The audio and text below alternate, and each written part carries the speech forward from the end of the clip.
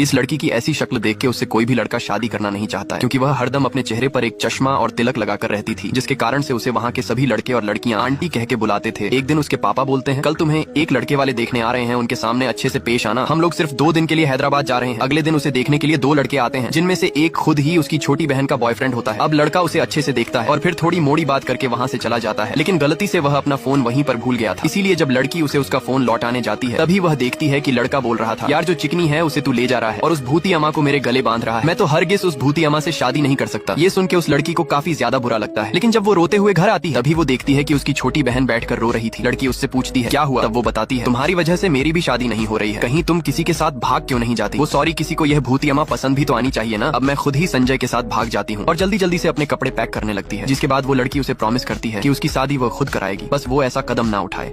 ये लड़की इस लिफ्ट के अंदर बैठ के रो रही थी, तभी अचानक से उस लिफ्ट के अंदर एक लड़का आता है। लड़की उसे देखते ही तुरंत अपना डॉगी वाला हेलमेट पहन लेती है, लेकिन जब लिफ्ट लॉक होके ऊपर जा रहा था, तभी अचानक से वह बीच रास्ते में ही खराब हो जाता है, जिसके कारण से उन्हें काफी ज्यादा गर्मी होने लगती है। इसीलिए लड़का अपना शॉर्ट खोल के उस लड़की को भी वो ड्रेस उतार देने के लिए बोलता है, लेकिन लड़की काफी शर्मा रही थी, इसीलिए वह उसे नहीं उतारती है। अब लड़का दोबारा से अपनी पेंट उतारने लगता है, जिसके बाद वह लड़की तुरंत अपना हेलमेट उतार के बोलती है, प्लीज तुम अपना पेंट उतारना बंद करो। लेकिन लड़का को जैसे ही पता चलता है कि वह एक लड़की है, तो वो तुरंत अपना सारा कपड़ा पहन के उससे माफी मांगता है। लेकिन अब लड़की को उस ड्रेस की वजह से काफी ज्यादा गर्मी लग रही थी, इसलिए वो उस ड्रेस को लड़के से खोलने के लिए बोलती है। लेकिन जब लड़का उस लड़की की ड्रेस को खोल रहा था, तभी अचानक से वह लिफ्ट ठीक हो जाती है। अब लड़की तुरंत वहाँ से भाग के एक लाइब्रेरी में आती है और वहाँ पर उस कपड़े को उतार देती है। तभी पीछे से वह लड़का उस लड़की का डॉग वाला सर लेके आता है और बोलता है, क्या आप मुझे कोई बुक दे सकती हैं। लड़की बोलती है, कैसा बुक चाहिए। लड़का, अगर कोई इंसान 8 साल बाद जेल से बाहर निकल कर आए तो उसे कौन सी बुक पढ़नी चाहिए। लड़की बोलती है ठीक है, और उसे एक बुक लिया कर देती है। ये लड़की अपने पापा के साथ ऑफिस जा रही थी, तभी उन्हें सीढ़ी पर एक लड़का दिखता है जो अपनी गर्लफ्रेंड के साथ रोमांस कर रहा था। बूढ़ा ये नजारा देख के काफी गुस्सा होता है, क्योंकि साथ में उसकी बेटी भी थी। बूढ़ा बोलता है, ये लिफ्ट खोलकर क्या हो रहा है, दूसरों को ऑफिस जाना है। लेकिन लड़का उसे थोड़ा सा भी भाव नहीं देता है। इसके बाद अब वह बूढ़ा इस सोसाइटी के सिक्योरिटी के पास जाता है और उससे उस लड़के को सोसाइटी से बाहर निकालने के लिए बोलता है, लेकिन वह बूढ़ा भी उसका कुछ नहीं कर पाता है। इसके बाद जब रात होता है तो सबके सोने के बाद यह लड़की चुपके से उसके रूम में जाती है, लेकिन उस समय वो लड़का जिम कर रहा था। लड़की बोलती है, मुझे बिल्कुल भी उम्मीद नहीं था कि तुम इस समय जिम कर रहे होगे। लड़का, मुझे भी उम्मीद नहीं था कि तुम भी इस समय आओगी। लड़की बोलती है, वो जो तुम्हारी फॉरेंस वाली गर्लफ्रेंड है, उससे बोलकर मेरा थोड़ा प्रमोशन करवा दो ना, उससे मेरी जिंदगी बदल जाएगी। इसी तरह ये दोनों बात कर ही रहे थे, तभी वहीं पर वह उसकी फॉरेस्ट वाली गर्लफ्रेंड आ जाती है और उन दोनों को साथ में देख के उसे काफी बुरा लगता है, इसलिए वो उस लड़की को एक बियर चलाकर मारती है। लेकिन तभी लड़का बीच में आ जाता है, जिसके कारण से उसे चोट लग जाती है, जिसके बाद वो लड़की उसे एक मेडिकल की दुकान पर ले जाती है। लेकिन वहाँ पर उस लड़के को एक पुलिस पकड़ लेती है। अब लड़की उस पुलिस वाले के सामने हाथ पर जोड़ने लगती है कि प्लीज उसे छोड़ दो। ये लड़की आधी रात को इस लड़के को हॉस्पिटल से उसके घर ले आती है और उससे बोलती है, मैं जा रही हूँ। लड़का बोलता है ठीक है जाओ, और जाकर सो जाता है। पर तभी लड़की देखती है कि उस लड़के का दवाई उसके ही पास था, इसीलिए वो उसे लौटाने जाती है, लेकिन लड़का तब तक सो गया था। लड़की उसे बताने लगती है कि कौन सी दवाई उसे कब खाना है, पर यही सब यह चौकीदार छुप के देख लेता है और फिर बाहर जाकर उन दोनों के बारे में गलत गलत बातें फैलाने लगता है। जब सुबह उस लड़की के पापा हैदराबाद से आए तो सोसाइटी के सामने इतनी भीड़ देखकर वो उनसे पूछने गए क्या हो रहा है। तभी ये चौकीदार बताता है, आपकी बेटी उस 6 फूटे के साथ रात भर ऊपर नीचे हो रही थी। बूढ़ा ये सुन के काफी गुस्सा होता है, तो चौकीदार उन सबको दिखाने के लिए ले आता है। इधर ये लड़की देखती है कि उस लड़के के पीठ से काफी ज्यादा खून बह रहा था, इसलिए वह उसे थोड़ा चिपक के उसका इलाज कर रही थी और उसी समय पर चौकीदार उन सबको लेकर वहाँ पर पहुँच जाता है। लड़की अपने पापा को देखते ही तुरंत वहाँ से हट जाती है। अब बूढ़ा काफी गुस्से में आकर उसे एक थप्पड़ मारता है। लड़की बोलती है, पापा मैंने कुछ गलत नहीं किया है, घर चलो मैं आपको सब बताती हूँ। पर तभी ये आदमी बीच में बोलता है, इस उम्र में बच्चों से गलतियाँ हो जाती हैं, कुछ गलतियाँ माफ नहीं किया जाता, ये सिर्फ किताबों में ही लिखा होता है, लेकिन यह अपनी बेटी है तो इसे समझा बुझाकर घर ले जाओ। ये सुनकर उस आदमी की आंखों में आंसू आ जाता है, क्योंकि वह सब उसके मजे ले रहे थे। बूढ़ा गुस्से में आके उसकी माँ के पास कॉल करके बोलता है, श्राद्ध करने का प्रक्रिया शुरू करो, तेरी बेटी मर गई। और उनसे बोलता है, कुछ गलतियां माफ नहीं किया जाता, सुन लिया आप लोगों ने, कल पिंडदान पर भोजन करने जरूर आइएगा। चौकीदार तुम भी। अब लड़की उस लड़के से सॉरी बोलती है। लड़का बोलता है, तुम क्यों सॉरी बोल रही हो। लड़की ऐसे ही और वहाँ से जाने लगती है। लड़का बोलता है, कहाँ जा रही हो। लड़की ऑफिस। लेकिन जब वो एक बस में थी तभी उसकी माँ उसके पास कॉल करके पूछती है, तू रात को उस लड़के के रूम में क्या कर रही थी।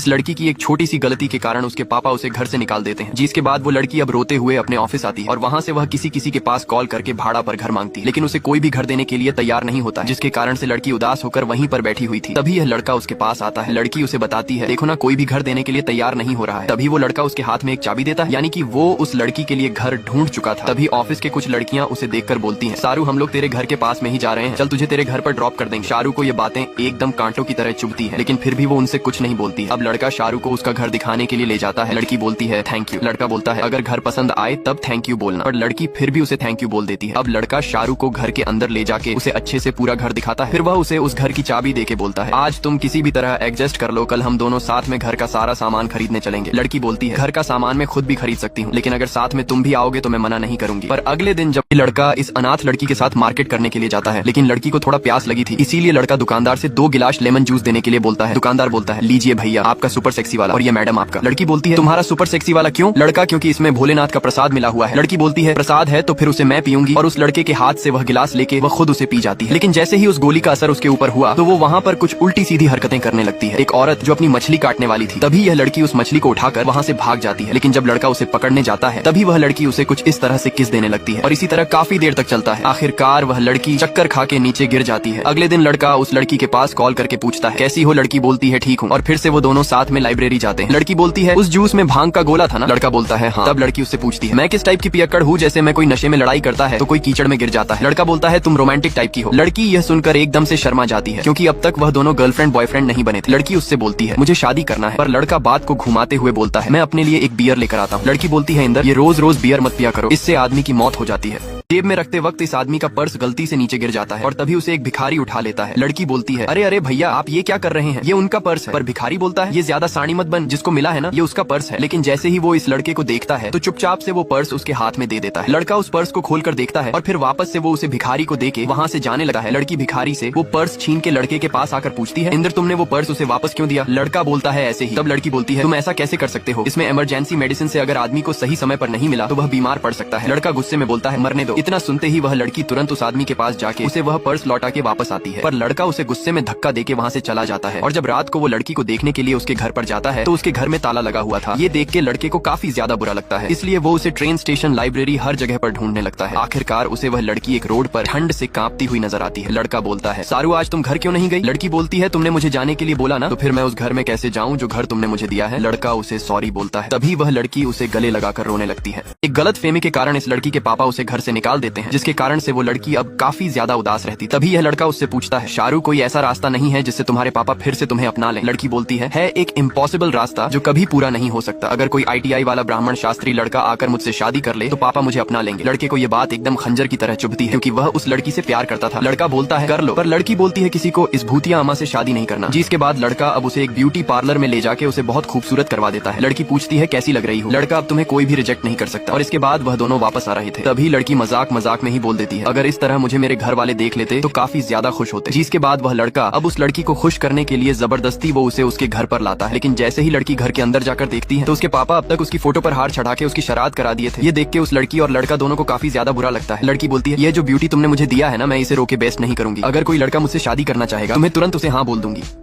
अब सारू अपने नए लुक के साथ जैसे ही ऑफिस आती है तो उसकी इस बदलाव को देख के वहाँ की लड़कियां एकदम हैरान हो जाती हैं। सारू एक लाइब्रेरी में जाती है, तभी लाइब्रेरी के अंदर उसे एक लड़का घुरने लगता है। सारू ये देख के काफी खुश होती है, क्योंकि वह ऐसा ही चाहती थी। लेकिन हद तो तब पार हो गई जब सारू के ऑफिस का बॉस खुद आकर उससे पूछता है सारू इस बदलाव का मोटिवेशन क्या है? सारू बोलती है ताकि मैं किसी ITI वाले लड़के को फंसा सकूं, और फिर इतना बोलकर वो वहाँ से चली जाती है। जिसके बाद ये ठरकी जब अगले दिन ऑफिस आता है तो उसे पता चलता है कि सारू आज ऑफिस नहीं है। इसके बाद जब वो अगले दिन आता है तो उसे पता चलता है कि सारू की तबीयत खराब है, इसलिए वह ऑफिस नहीं आ रही है। इसके बाद ये लड़का सारू के पास जाकर बोलता है कि तुम्हारा बस तुम्हें काफी दिनों से ढूंढ रहा है, परेशान करता है। क्या वह तुम्हें? लड़की बोलती है नहीं। तब लड़का तो फिर उसे अवॉइड क्यों कर रही हो? लड़की बोलती है नहीं, वह मुझे पसंद नहीं है। जब वो मेरे सामने होता है तो मुझे उससे काफी ज्यादा इरिटेशन होती है। लेकिन जैसे ही लड़का यहाँ से जाता है तो वो फटाक से ऑफिस जाके अपने बॉस से मिलती है। उसका बॉस बोलता है तुम फ्री हो क्या? लड़की बोलती है अभी। बॉस नहीं अगले 80-90 साल के लिए, और उसे प्रपोज कर देता है। ये सुनकर लड़की काफी खुश होती है और उसे तुरंत ही हाँ बोल देती है। देखा, इसलिए बोलते हैं लौंडिया पर विश्वास नहीं करते। पहले बोली मुझे उसे इरिटेशन होती है। अब सारू को ये लड़का प्रपोज करके उससे शादी करने के लिए बोलता है। सारू ये सुनकर काफी खुश होती है। तभी उसी समय इंद्र उसके पास कॉल करके अर्जेंटली बुलाता है। सारू उसके पास जाकर बोलती है क्या बात है? इंद्र बताता है उस फाइल में जो 8वां नंबर लड़का है वो ऊपर तुम्हारा वेट कर रहा है। तब सारू उसे बताती है अभिमन्यु मुझसे शादी करना चाहता है, क्या बोलूं उसे? इंद्र को यह बात एकदम खंजर की तरह चुभती है, पर फिर भी वो उसे हाँ बोलने के लिए बोलकर वहाँ से चला जाता है। लेकिन अगले दिन से जब वो दोनों साथ में रहने लगे, इंद्र को यह देखकर काफी बुरा लगता है, क्योंकि वो उस लड़की से काफी प्यार करता था, पर डर के कारण उसे बताया नहीं था। सारू उसे शादी का कार्ड देके बोलती है मेरे इस दुनिया में और कोई नहीं है, अगर तुम ही नहीं आओगे तो मुझे बिल्कुल भी अच्छा नहीं लगेगा। ये देखकर इंद्र का दिल अब और भी ज्यादा टूट जाता है। पर अगले दिन जब वो सारू की शादी कराने के लिए एक मैरिज कोर्ट में जाता है और काफी देर होने पर भी अभिमन्यु नहीं आया तो कोर्ट उन्हें बाहर निकाल देती है। लड़की काफी गुस्से में उसके घर पर जाके उससे बोलती है कोई मर गया था जो तुम नहीं आए। तब अभिमन्यु बताता है मेरे पापा इस शादी से खुश नहीं है। ये सुनकर लड़की का दिमाग खराब हो जाता है क्योंकि पहले भी उसे 10-12 लड़कों ने रिजेक्ट किया था। इंद्र उससे बोलता है अगर कोई मिसअंडरस्टैंडिंग है तो आओ बैठकर क्लियर करते हैं, लेकिन सारू को उससे शादी नहीं करना था। वो बोलती है मारो इसे। सारू गुस्से में उस लड़के के घर पर जाती है और उससे बोलती है कोई मर गया था जो तुम नहीं आए। जिसके बाद लड़का उससे बोलता है देखो मेरे पापा इस शादी से खुश नहीं है। तब सारू उसे बताती है तुम तो बोले थे कि मैं ओके तो मेरे घर वाले भी ओके, तो फिर अब क्या हुआ। तभी उस लड़के का पिता बोलता है जिस लड़की के जीते जी उसके पिता ने उसकी सराद करा दी वो लड़की हरगिज मेरे घर की बहू नहीं बन सकती। ये सुनकर सारू को काफी ज्यादा बुरा लगता है क्योंकि पहले भी उसे 10-12 लड़कों ने रिजेक्ट किया था। अब सारू उस लड़के के साथ एक होटल में जाती है और उसे जबरदस्ती किस करने लगती है। लड़का उससे दूर हटके बोलता है कल सुबह तुम मुझसे नफरत करने लगोगी, पर लड़की उसे जबरदस्ती अपने साथ सोने के लिए रिक्वेस्ट करने लगती है। जिसके बाद वह दोनों रात भर पलंग तोड़ते हैं। लेकिन जब अगले सुबह लड़का उठा तो सारू वहाँ पर नहीं थी। लेकिन जैसे ही लड़का बाहर जाता है तभी उसे सारू उस लड़के के साथ दिखती है जिससे वह शादी करने वाली थी। ये देख के लड़के का मूड खराब हो जाता है। तभी सारू उसे एक मैसेज करती है अभिमन्यु मुझसे मिलने आया था, समझ में नहीं आ रहा है तुम्हें सॉरी बोलूं यार, थैंक्स या गुड बाय। लड़के को लगता है कि शायद सारू उस लड़के से शादी कर ली है। लेकिन एक दिन जब वो उस लड़के से मिलता है तो उसे पता चला कि सारू उसके पास नहीं है, इसीलिए अब वो उसे पागलों की तरह ढूंढने लगता है। काफी कोशिशों के बाद आखिर में उसे वो एक जंगल के अंदर मिलती है। लड़का सारू को पागलों की तरह ढूंढते ढूंढते एक खतरनाक से जंगल में पहुंच जाता है। तभी उसे सारू एक बेंच पर बैठी हुई नजर आती है। लड़का उसके पास जाकर बोलता है मेरे पास एक गन है, अगर अगली बार तुम मुझसे बिना बताए आओगी तो उसकी 6 की 6 गोलियां यहाँ और यहाँ उतार दूंगा। पर सारू बिना उसे कोई जवाब दिए चुपचाप से वहाँ से जाने लगती है। तब लड़का उसे पकड़कर बोलता है हेलो तक नहीं बोलोगी। लड़की बोलती है नहीं और वहाँ से जाने लगी है। जिसके बाद वो लड़का उसे पकड़कर इग्नोर करने का रीजन पूछता है। तब लड़की उसे बताती है इंटीमेट होने के बाद एक दूसरे को हेलो नहीं बल्कि इग्नोर करते हैं। तब लड़का बोलता है ठीक है करो इग्नोर, लेकिन तुम इस जंगल में क्या कर रही हो। लड़की ये पूछने वाले तुम कौन हो। लड़का बोलता है मैं कौन हूँ, उस रात के बाद मैं तुम्हारा कौन हुआ। तब लड़की गुस्से में बोलती है अरे रात गई बात गई इंदर, वह सिर्फ अभिमन्यु को भुलाने की 2 पल थी, उसे इतना बड़ा मत बनाओ। ये सुनकर लड़के को काफी ज्यादा बुरा लगता है क्योंकि अब वो सारू को अपनी पत्नी मानने लगा था। लेकिन जैसे ही लड़का वहाँ से बाहर आता है तो लड़की दौड़ते हुए आती है और उसे गले लगा के रोते हुए बेहोश हो जाती है। लड़का देखता है तो उसके नाक से खून बह रहा था, इसलिए वह उसे अस्पताल लेकर जाता है। पर वहाँ पर उसे पता चला कि सारू को एक हाई ट्यूमर की बीमारी है जिसके कारण से वह कभी भी दुनिया को अलविदा बोल सकती है।